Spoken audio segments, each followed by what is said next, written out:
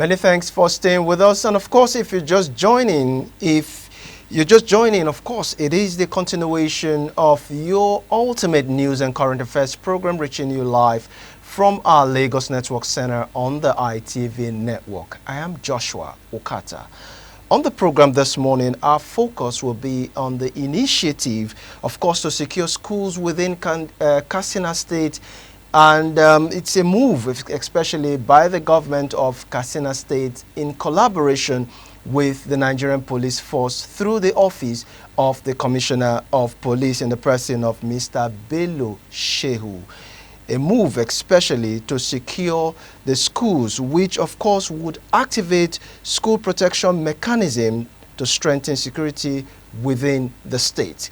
This move, as proactive as it may seem, of course, is coming against the backdrop of recent attacks, especially on the northeastern region, which of course we saw the attacks which happened in Kebbi State and the most recent in Niger State, where no fewer than 100 persons were abducted from that particular location.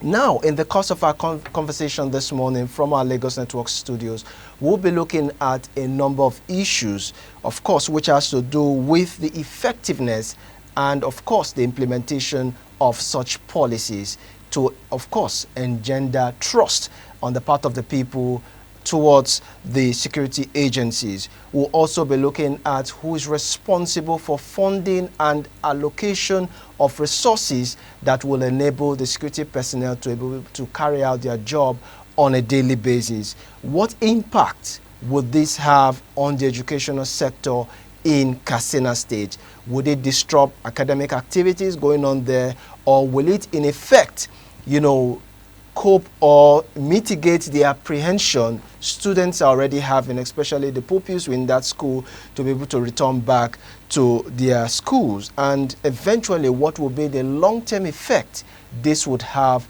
on the educational sector?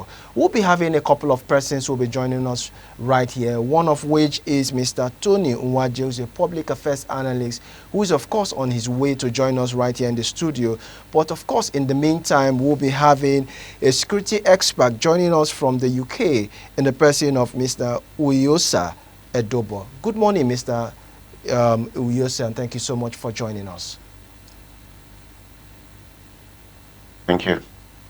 All right, now thank you so much for joining us. Now, let's get your bite on this issue. There is an initiative, especially from the Katsina State government in collaboration with the Commissioner of Police in the person of Bello Shehu, to be able to activate school protection mechanism to protect the lives and properties in Katsina State. What's your take as regards this? Is this coming too late or a proactive step? Well, I would say we need proactive measures, and I think it's better to prevent than to try to remedy a situation. But in this case, a lot of security, a lot of damage has already been done. But what we can only do is to try and ensure that such incidents doesn't happen. So, and then what do we do is to put in security mechanism in place to actually deter these insurgents, these bandits, ISWAP people from actually carrying out consecutive attacks. So for me, I would say it's a welcome development, because there's no security measures being put in place that is not a step in the right direction. So for me, I think it's a welcome development, and I think there should be a very high synergy between the government and the security personnel, so that we prevent this from happening in the long run, and also to restore confidence back to our society, our communities.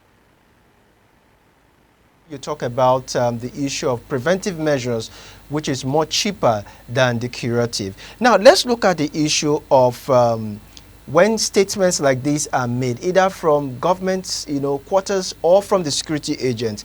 Nigerians at large tend to take it with a pinch of salt, given the fact that it might just be a mere say, without any form of implementation or matching words, with matching words with action, as the case may be. Now, talk to us about how effective, and talking about the implementation of this policy, how effective would it be? Yes, so when there's no sabotage, like I said earlier, when someone who is helping you to look for your missing rope is actually the one who stole it in the first place, it's going to be very difficult for you to find that rope. So I think we need to establish trust between the security personnel and the government himself, because there have been some cases where we have issues where there is a lack in communication gap, security prompts has been made, and information has been given. At the end of the day, people sabotage this. So for me, I think if we can establish a trust relationship between the government and the security, we will go a long way to actually solving this issue of insecurity. And I think we need to have a very secure system where the government and the security personnel will be able to communicate and share threat intelligence without any form of breach or compromise. I think that's very important. So, and what I've found at most times is that there has been a bridge between the security channels, between where government and our security personnel communicate in coordinating attacks to actually curb this insecurity that we're facing. So I think we need a system, a very trust system, like a trust relationship between government and the security personnel. If we can have all of this in place, I think we'll go a long way in solving this problem. All right, talk to us about specific measures, I mean strategies that could be put in place to be able to ensure that there is no sort of likelihood of an attack, especially on such school. Because you talked about information sharing, you also talked about persons within the sector that could sabotage informations that are very classified that could help to be able to make the lives of the students and of course the staff in that particular school or within the state secured. So what would you talk about when it comes to strategies? You see, if you take the United States and take the United Kingdom as an example, you see, I was surprised when I heard from the news that the the military and police personnel were talking about lack of internet services when they were trying to communicate with colleagues. So I was really surprised because in the Western world, the military and the police, they have their own secure line, which is different from the normal lines which the ISP provide. So first of all, we need to protect our system, our communication channels. So that's why I said if there's an effective and secure communication channel between our government and our top security personnel, such that whatever information is communicated or whatever data is being shared is not doesn't go out and gets to the wrong hands. That's the first thing. Then we need to create what we call cyber presence within our states, such that we are able to track all these activities of these bandits, of all these people who are trying to infiltrate our security, cause problem to our system. So we need to be able to track their activities. We need to be able to track what their movement, their calls, their conversations, where they move to, who they communicate to. Then again, we also need to create a cyber presence in terms of tracking these financier people who are financing them. Because the truth is that all over the world, for you to be able to fund terrorism, you need money. You need to move money around. So we need to be able to trace these people, trace where these monies are going, who is coming from. So we need that presence. And also, I think the social media is also playing a very big factor, escalating issues beyond necessary. So we also need to first of all find a way to de-escalate the problem we're having. But above all, I think the first thing is that create a secure channel, and we need to also have more of intrusion systems where before these attacks takes place, we are able to identify because the very first stage is reconnaissance, which is more information gathering. So we need to be able to gather information, threat intelligence, to see what is happening. Like also to give a kudos to the DSS. We have seen often time that the DSS have often told us and given us a prompt on issues and possible threats, but it's just like there's been a bit of negligence and to actually tackle this threat intelligence that we have. So I think it's important that we have a well robust coordinated attacks, and government itself also have to understand that technology has advanced. If you look at most of the technology Nigerians are using, you wonder it's quite a bit outdated.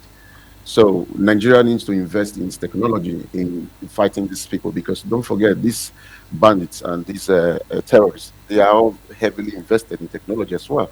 So we as a state, we should be looking at 21st this technology to actually tackle these people. And it's happening everywhere. The US are doing it. The Russians are doing it.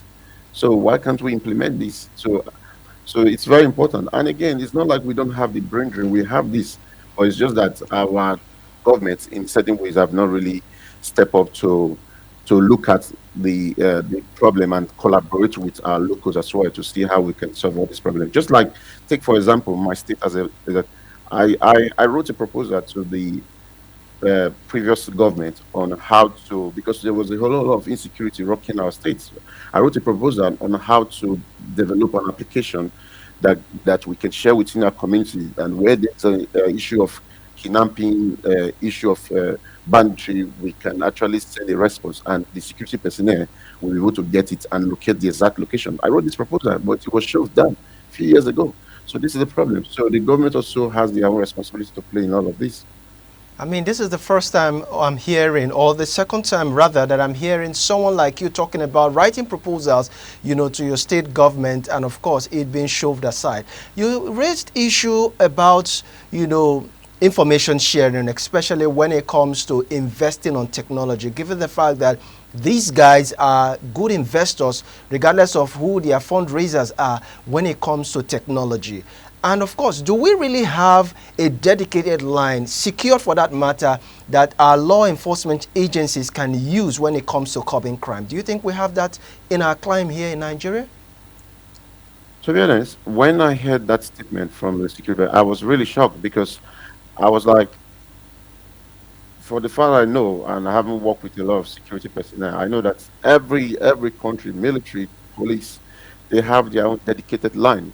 So if we still rely on the ISP, and it's quite very concerning.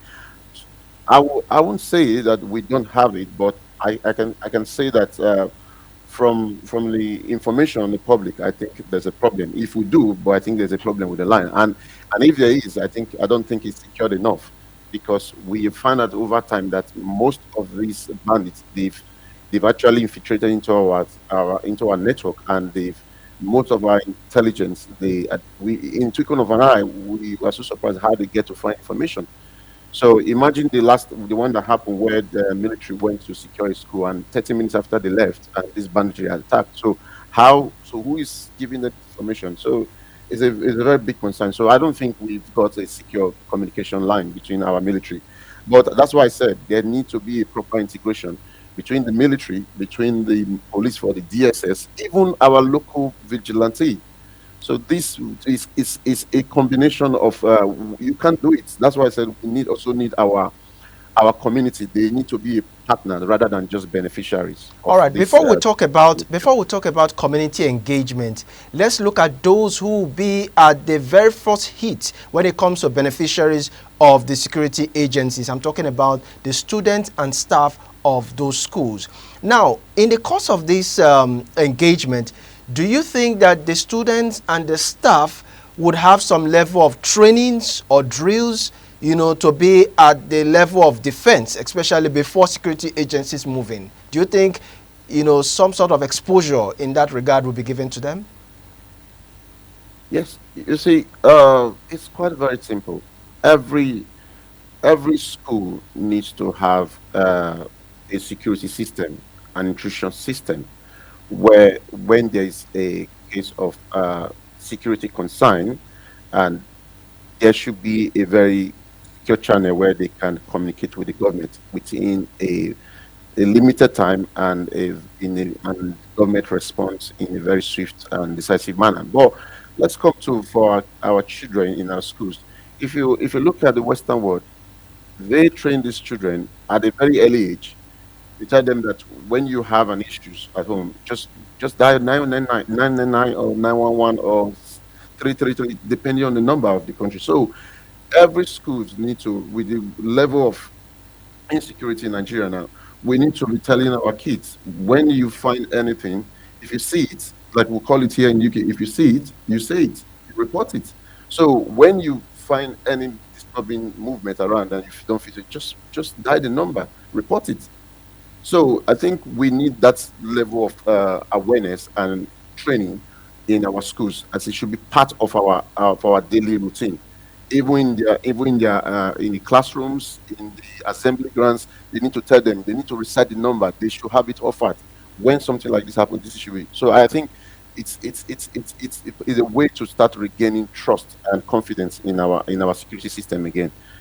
All right, now let's look at the issue of funding and resources, because largely it has been one of the issues that have been bedeviling the security agencies from carrying out their job in a professional manner. I'm talking about combing the nooks and cranny of a particular state can be very cumbersome when proper funding in terms of their logistics is an issue. Now, do you think this would have any bearing on the state government, talking about being responsible in catering to the funding, especially logistics and other resources involved? Whose responsibility is it? The state governor or that of the IGP?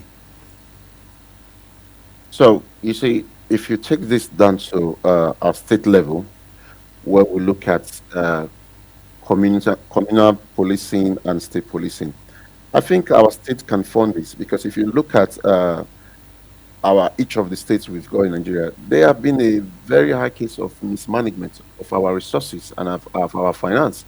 So if a nation which can provide security, I don't think any development can actually take place in such society. So I think our state should take responsibility. Is we have state police in the US. The states are taking care of their state police. So it's really possible. You get so I think we need to take responsibility. Each of the states has to take responsibility, and not just that. And there are various ways where you can fund this police personnel. A lot of people are happy to join the police personnel to solve the problem working at their states. So it's just a case of the government giving them the necessary work equipment and providing them with an enabling environment such that they will be able to function. So I think part of the most of the problem is not really about getting security personnel. It's all about ensuring that these personnel are fully equipped to be able to do their job effectively. I All right. cannot overemphasize the need for security state policing and how well he too is going to help our community.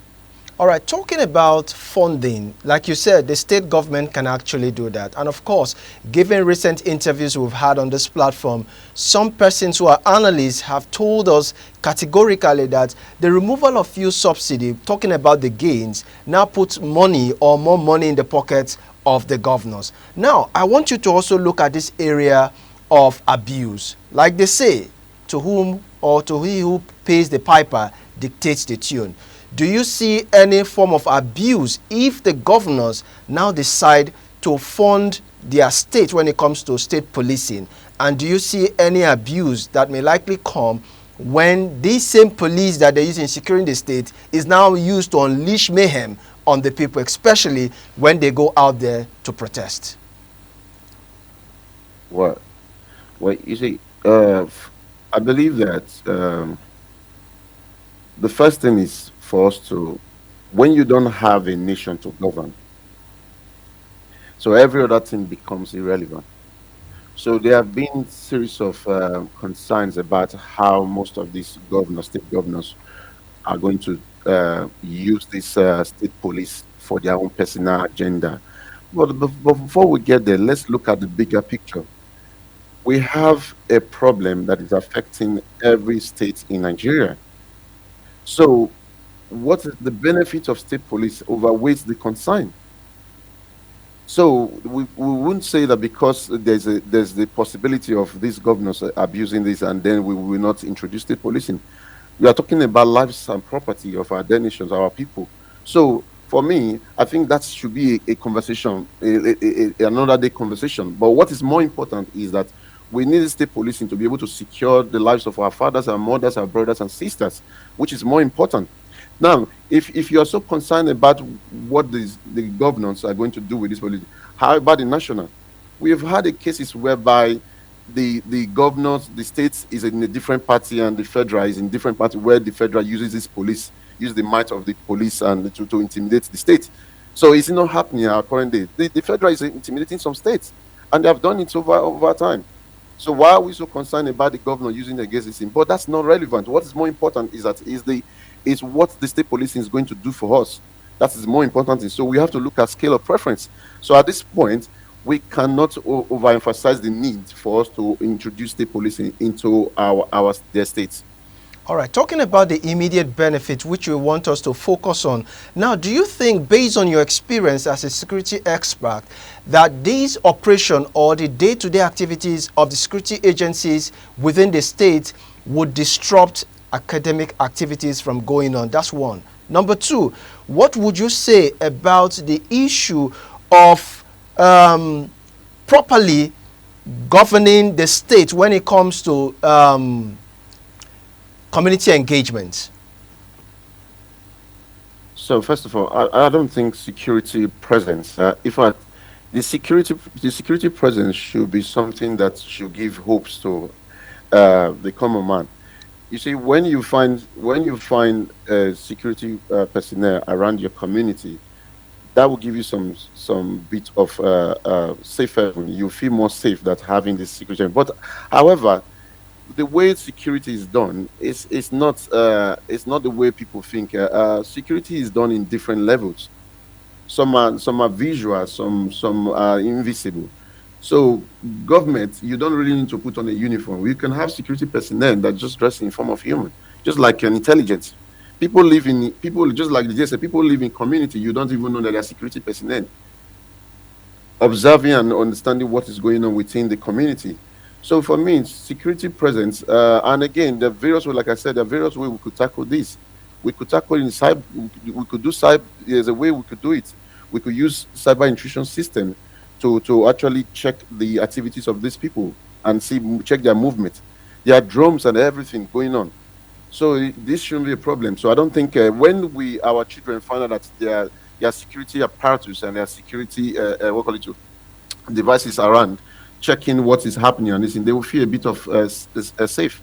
So for me, I don't think that should be a problem. All right, Then talking secondly, about, again, for okay, the go ahead. community, like you said about the community, I think you cannot. Nobody knows your house better than you.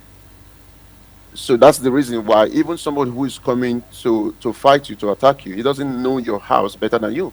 So that's the reason why we need the community. We need to engage our community. They need to be partners. They need to feel integrated. They need to have that sense of belonging that the government and the state are with them in this fight against insecurity. So we need to arm our local vigilante. We need to give them sophisticated weapons. This ISWAP and Boko Haram and headsmen, they're using AK-47, and our vigilante, they are literally they don't even have this assault rifle. They should have it as well, because the difference, like I said, the difference between a Boko Haram person and a normal communal person is the gun that they're carrying. So that's it. So that's what I think we should also arm our own people. All right, And then talk to us about the immediate and long-term effect this would have on the education sector in Katsina State if this goes into fusion. Because as you know, right about now, kids, especially in Kebbi State, Niger State, and of course some other states, are apprehensive about going to school because of fear of being attacked. What do you think these security measures put in place by the Katsina State government would do in the long term? you see, it's you see, one thing that we need to look at is sustainability, right? So it's not about implementing, it's not about bringing up security measures. It's about how you sustain these security measures and ensuring that that security measure is safe. because we have found out over times where security measures are put in place before you know these security men are already infiltrated. So, and over time, if we are able to secure this security measure, make sure that this becomes more effective over time, is going to rebuild back trust with the people of the states. It's going to give them that sense of belonging that yes, we've got a state that is working. And when your life is not secure, I don't think education becomes a priority to you. The our life are more important than even whatever education. You need to be alive for you to be educated. So if these people, if these children are, they don't feel secured, I don't think they will have this sense of belonging to go to the school. But if we are able to secure this in the long run, and I think it's going to bring back joy and happiness to the life of this year. And for me, I think security is not something that is just spontaneous or is instant. Security is something that is continuous. You have to continually think of ways to actually continue to secure your people over and over time, thinking of better ways and how to improve on the existing systems. All right. Before we custom, what will be your final words in 30 seconds? I would say people should continue to trust on the government. People, individual stakeholders should collaborate with the government. Government can't do it all alone. So we need to support our government. We need to give threat information as well, everything that as much as we can to support our dear nation. Yeah. Thank you so much, Mr. Iyosa Edobo, reaching us from the UK, and of course sharing your perspective with us on the program this morning. We really appreciate your time. Thank you very much. All right, that's our offering from our Lagos Network Center. Many thanks for watching.